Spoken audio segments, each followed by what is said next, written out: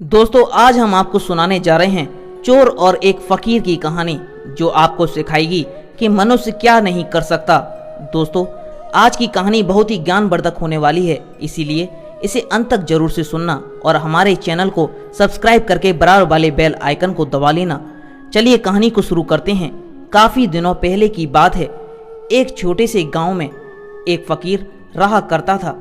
फकीर के पास कुछ था नहीं, मांग तांग करके लोगों से कुछ भीचा लेकर आता, उसी से वह फकीर अपना गुजर बसर करता। एक दिन क्या हुआ, उस फकीर के घर रात को चोर घुस गए।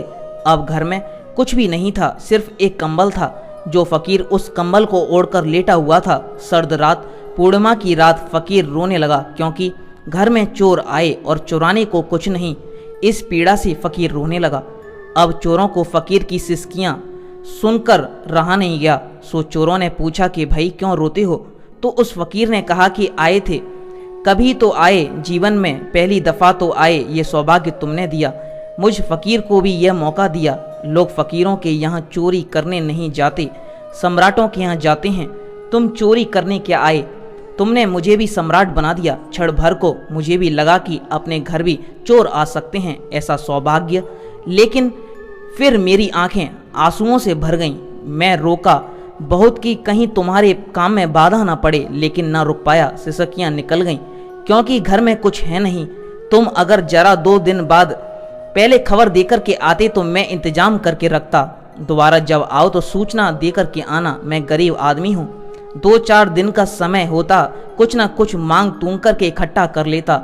अभी तो यह कंबल भर है मेरे पास, यह तुम ले जाओ और देखो, इनकार मत करना। इनकार करोगे तो मेरे हृदय को बड़ी चोट पहुंचेगी। फकीर की ये बातें सुनकर के चोर तो घबरा गया। उनकी कुछ समझ में नहीं आ रहा था कि ऐसा आदमी उन्हें कभी मिला नहीं था। चोरी तो जिंदगी भर से कर रहे थे, मगर ऐसे आदमी से पहली बार मिलना हुआ।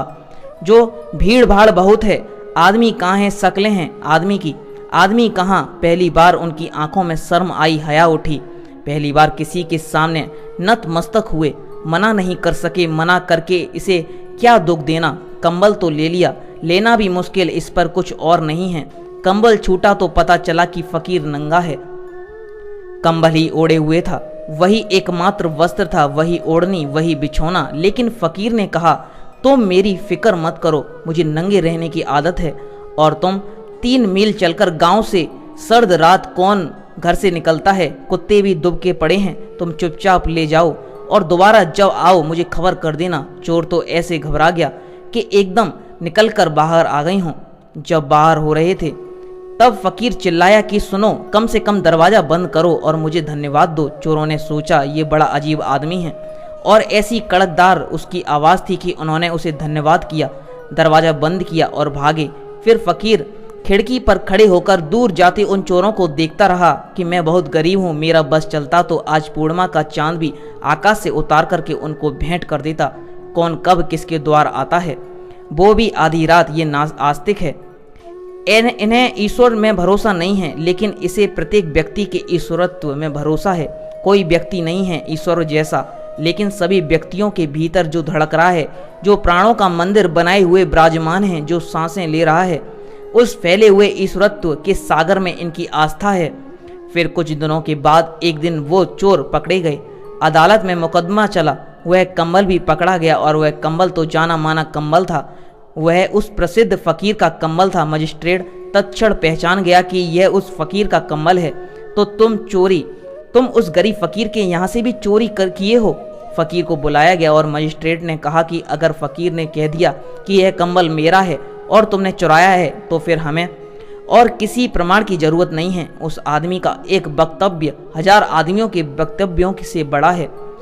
फिर जितनी सख्त सजा मैं तुम्हें दे सकता हूँ दूंगा, फिर बाकी तुम्हारी चोरियां सिद्ध हो या ना हो, मुझे फिक्र नहीं है। उसे एक आदमी ने अगर कह दिया तो। चोर तो घबरा रहे थे, कांप रहे थे, पसीना पसीना हुए जा रहे थे। जब फकीर अदालत में आया और फकीर ने आकर मजिस्ट्रेट से कहा कि नहीं, ये लोग चोर नहीं हैं, ये बड़े भले लोग हैं। मैंने कंबल भेंट किया था और इन्होंने मुझे धन्यवाद भी किया था, और जब धन्यवाद दे दिया बात खत्म हो गई। मैंने कंबल दिया, इन्होंने धन्यवाद दिया। इतना ही नहीं, ये इतने भले लोग हैं कि जब बाहर निकले तो दरवाज़ा भी बंद कर के गए थे। ये आस्तिकता है मजिस्ट्रेट ने तो चोरों को छोड़ दिया क्योंकि फ़कीर ने कहा इन्हें मत सताओ, ये बड़े प्यारे लोग हैं, अच्छे लोग हैं, भले लोग हैं। फ़कीर के पैरों पर गिर पड़े चोर और उन्होंने कहा हमें दीक्षित करो। बेसन्यस्त हुए और फ़कीर बाद में खूब हंसा और उसने कहा कि तुम सन्यास में प्रवेश कर सको इसलिए तो कंबल भेंट किया था, इसे तुम पचा थोड़े ही सकते थे। इस कंबल में मेरी सारी प्रार्थनाएं बुनी थीं, इस कंबल में मेरे सारे शब्दों की कथा थी। ये कंबल नहीं था, उस फ़कीर ने कहा, प्रार्थनाओं से बुना हुआ है। इसी को ओढ़कर ध्यान किया था, इसमें मेरी समाधि का रंग था, गंध थी। मुझे तुम इससे बच नहीं सकते थे। यह मुझे पक्का भरोसा था कंबल ले आएगा तुमको भी, और तुम आखिर आ गए। उस दिन रात आए थे, आज दिन आए। उस दिन चोर की तरह आए थे, आज शिष्य की तरह आए हो। मुझे भरोसा था क्योंकि बुरा कोई आदमी है ही नहीं। बुरे से बुरे आदमी में भी जिसे भरोसा है वह आस्तिक। चोर में जो अचोर को देख ले वह आस्तिक, बेईमान में जो ईमानदार को देख ले वह आस्तिक, असाधु में भी जो असाधु को खोज ले।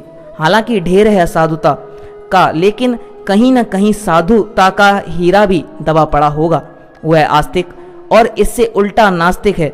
नास्तिक वह है जो गुलाब की झाड़ी के पास जाए तो गुलाब के फूल तो उसे दिखाई ना पड़े, कांटों की गिनती कर ले और कांटों को गिनोगे तो कांटे चुभेंगे, हाथ लहू लुहान भी हो जाएंगे, क्रोध भी जगेगा। दोस्तों, कहानी आपको कैसी लगी हमें कमेंट करके जरूर बताना, और इस कहानी से आपने क्या सीखा हमें अवश्य लिख करके बता दें।